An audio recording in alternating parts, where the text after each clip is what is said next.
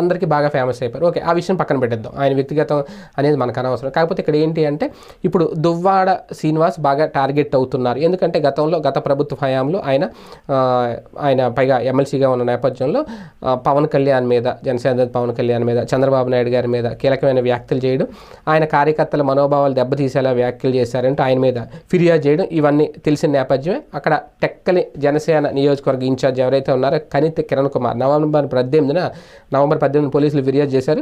ఆ ఫిర్యాదు మేరకు అప్పట్లో కేసు నమోదవడం, ఈ నెల 13న దువ్వాడకు 41A నోటీసులు కూడా జారీ చేశారు. ఈ నేపథ్యంలోనే పోలీసుల ముందు విచారణకు హాజరయ్యారు దువ్వాడ శ్రీనివాస్. అయితే తన మీద నమోదైన కేసుకు సంబంధించి అలాగే మాధురితో కలిసి దువ్వాడ శ్రీనివాస్ టెక్కల్ పోలీసుల ముందు హాజరు కావడం, ఆ తర్వాత ఆయన కొన్ని సంచలన వ్యాఖ్యలు చేశారు. ప్రభుత్వం మీద ఫైర్ అయ్యారు. ప్రధానంగా స్థానిక ఎమ్మెల్యే మంత్రి ఎవరైతే ఉన్నారో అచ్చెన్నాయుడికి హెచ్చరికలు కూడా జారీ చేశారు. ఈ నేపథ్యంలోనే అచ్చెన్నాయుడు తప్పుడు కేసులు పెట్టి తనను హింసించాలి అనుకుంటే ఫ్యూచర్లో రెట్టింపు ఫలితాలు